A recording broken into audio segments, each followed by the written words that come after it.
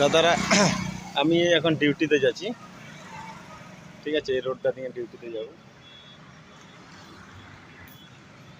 খুব আমি আপনাকে কষ্ট করছি জানো, শুধু ফ্যামিলির জন্য, শুধু ফ্যামিলি, মা বাবা ভাই বোন দিদি কুটুম বাটুম দাদু দিদি দাদু সবার জন্য আমি একজন মেহনত করছি।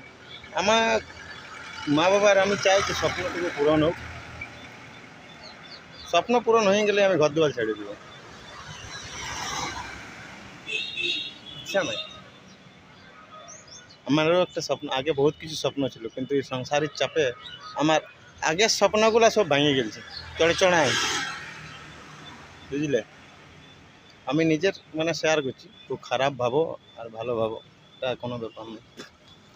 বাকি দাদা আমি চাই যে আমার ঘরের লোক সুখে থাকুক, বা আমার জন্য কেউ যেমন দুঃখে না থাকে।